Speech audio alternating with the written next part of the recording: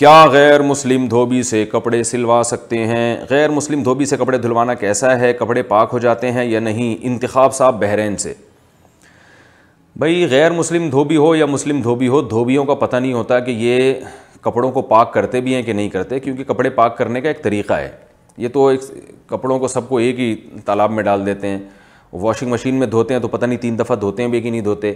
تو اس لیے فتویٰ اسی پر ہے کہ دھوبی کو جب کپڑے دیے گئے، اگر وہ ناپاک کپڑے تھے تو پھر آپ اس کو ایک دفعہ کنگھال لیں، جب گھر میں آئے نا تو ایک دفعہ کم از کم نل کے کھول کے نا اس میں سے پانی گزار لیں، اس سے وہ انشاءاللہ پاک ہو جائیں گے۔ اور ایک دفعہ کے بجائے ایک دفعہ تو دھوبی نے دھو دیے، 2 دفعہ آپ اس کو کنگھال لیں تو انشاءاللہ پاک ہو جائیں گے۔ کیا اختلافی مسائل کی بنا پر اسلام مشکوک ہے؟ اسلام کے احکامات میں علماء کے درمیان بہت زیادہ اختلاف پایا جاتا ہے۔ کیا اس صورت میں اسلام کے احکام مشکوک ہو کر رہ جاتے ہیں؟ کیونکہ اسلام کا اصل اور یقینی حکم کیا ہے یہ سمجھ میں نہیں آتا۔ عبداللہ صاحب انڈیا سے۔ یہ جو آپ نے کہا علماء کے درمیان بہت زیادہ اختلاف ہے، یہ غلط ہے۔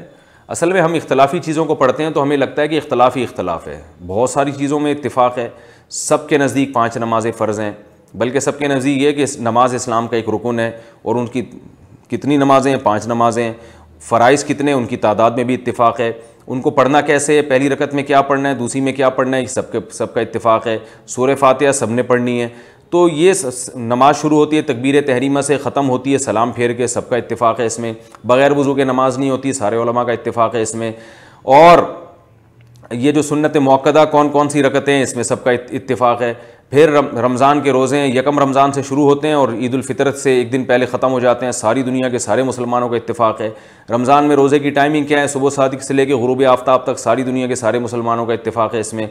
روزہ جو ہے نا وہ اس میں افطار میں جلدی کرنی چاہیے اور سحری دیر سے کرنی چاہیے، ساری دنیا کے سارے مسلمان متفق ہیں اس پہ۔ عید کا دن 1 شوال ہے، ساری دنیا کے سارے مسلمانوں کا اتفاق ہے۔ بقرعید 10 ذی الحجہ کو ہوتی ہے، ساری دنیا کے سارے مسلمانوں کا اتفاق ہے اس میں۔ اور بقرعید کے دن جانور ذبح کرنا چاہیے، سنت ہے، ثواب ملتا ہے اس پہ، بہت بڑی عبادت ہے، ہر بال کے بدلے میں ایک نیکی ملتی ہے، ساری دنیا کے سارے مسلمانوں کا اتفاق ہے۔ جلدی شادی کرنی چاہیے، ساری دنیا کے سارے مسلمانوں کا اتفاق ہے۔ 4 شادیاں عدل کی شرط کے ساتھ جائز ہیں، ساری دنیا کے سارے مسلمانوں کا اتفاق ہے اس میں۔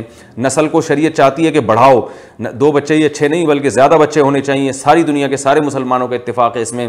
3 طلاقیں دے دیں تو بیوی حرام ہو جائے گی، ساری دنیا کے سارے مسلمانوں کا اتفاق ہے اس میں، سوائے چند لوگوں کے جو دلائل سے بالکل ہٹ کے بات کرتے ہیں، لیکن ائمہ اربعہ کا بہرحال اس میں مسئلے میں اختلاف ہے۔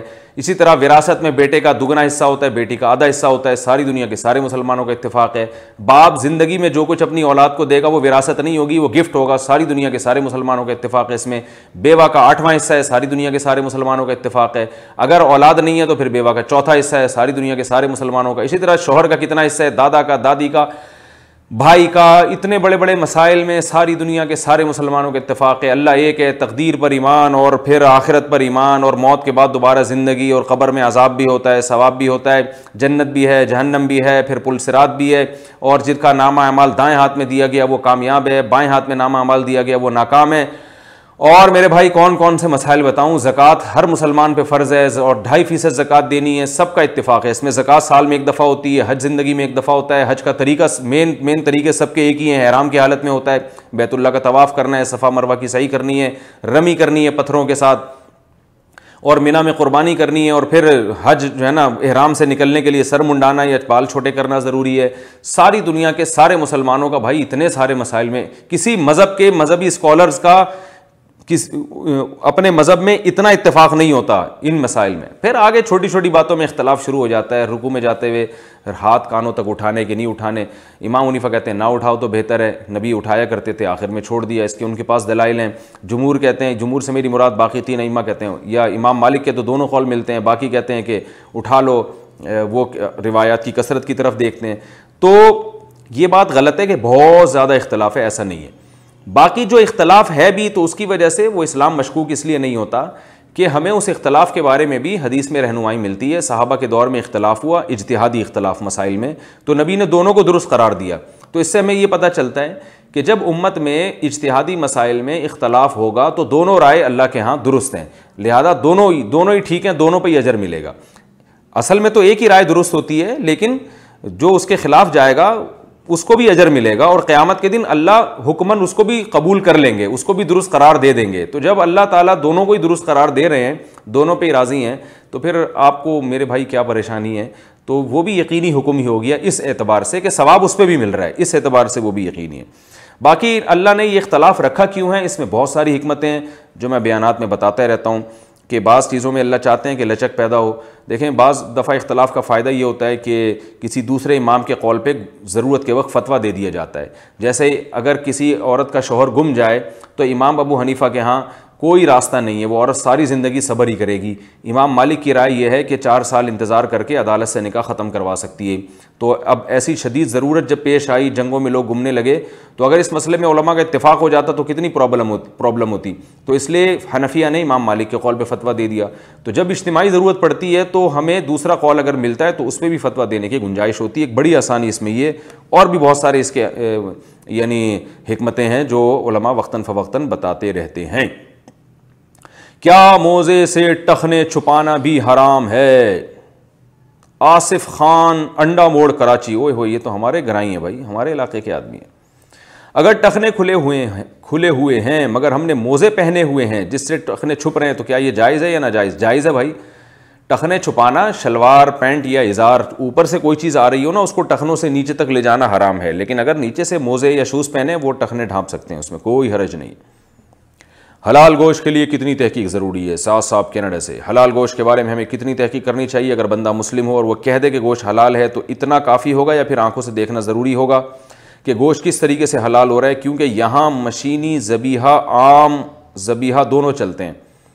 بھائی کسی اسلامی ملک میں تو اتنا کافی ہے کہ مسلمان کہہ دے یا مسلمان قصائی سے آپ خرید لیں گوشت, لیکن غیر مسلم کنٹری میں اتنا کافی نہیں ہے. اگر وہ مسلمان جو یہ کہہ رہا ہے کہ حلال گوشت ہے, آپ کو پتہ ہے کہ یہ مسلمان قابل اعتماد ہے, اس میں کوئی ذاتی مفاد نہیں ہے, بعض کا اپنا بزنس ہوتا ہے وہ تو حلال ہی کہیں گے تاکہ گوشت ان کا بکے, تو آپ کو پتہ ہے یہ قابل اعتماد ہے, اس کی بات پر آپ کو غالب گمان ہوتا ہے, اور آپ کو یہ بھی پتہ ہے کہ اس کو مشینی ذبیحہ اور دوسرے ذبیحہ میں فرق بھی معلوم ہے, اس کو مسائل پتہ ہیں. ایسا نہیں ہے کہ وہ مشینی ذبیحہ کو بھی حلال سمجھ کے کہہ رہا ہو. تو اگر غالب گمان ہو کہ یہ صحیح کہہ رہا ہے تو پھر اس کی بات پر اعتماد کیا جا سکتا ہے, اور اگر غالب گمان نہیں ہے تو پھر صرف ایک آدمی کی بات پر اعتبار نہیں کیا جا سکتا. عمرے میں بال ایک پورے کے برابر نہ ہوں تو کیا کریں؟ اگر بال ایک پورے کے برابر نہ ہوں تو کیا عمرے میں 0 نمبر مشین کا استعمال کر سکتے ہیں؟ فرحان صاحب بنگلور سے. بھائی اگر بال ایک پورے کے برابر نہیں ہے تو پھر سر منڈانا ضروری ہے بلیڈ سے. اگر 0 نمبر مشین واقعی بلیڈ ہی کا کام کر رہی ہے تو ٹھیک ہے, لیکن میرا خیال ہے کہ 0 نمبر مشین بالکل بلیڈ کا کام نہیں کرتی, اس سے بال رہ جاتے ہیں, تو اس لیے پھر اس صورت میں سر منڈانا ہی پڑے گا. گھر پر فوٹو فریم لگانے کا حکم. کیا گھر میں کسی آدمی کی فوٹو لگا سکتے ہیں جو کہ دنیا سے چلا گیا ہو؟ کیفی صاحب انڈیا سے. بالکل نہیں لگا سکتے, 100% حرام ہے, کبیرہ گناہ ہے. یہ جو آج کل لوگ لگا رہے ہوتے ہیں, ابا دادا کی اور والدہ کی مرحوم کی تصویریں لگا رہے ہوتے ہیں اپنے گھروں میں, یا پیر و مرشد کی لگا دیتے ہیں, تو یہ تصویر لٹکانا دیوار پر, پرنٹڈ تصویر ہوتی ہے, یہ بالکل حرام ہے, بالکل ناجائز ہے. سحری میں طاقت کی گولی استعمال کرنا کیسا ہے؟ کیا رمضان کے مہینے میں سحری میں طاقت کی کوئی گولی کھا سکتے ہیں تاکہ کمزوری نہ رہے اور روزہ بھی آرام سے گزر جائے؟ ایک بندہ. جی ہاں جناب, ایک بندہ کھا سکتے ہیں آپ. عالم برزخ میں روح اور جسم کا تعلق. کیا عالم برزخ میں روحیں جسم کے ساتھ ہوتی ہیں؟ اہلیہ ناصر کراچی سے.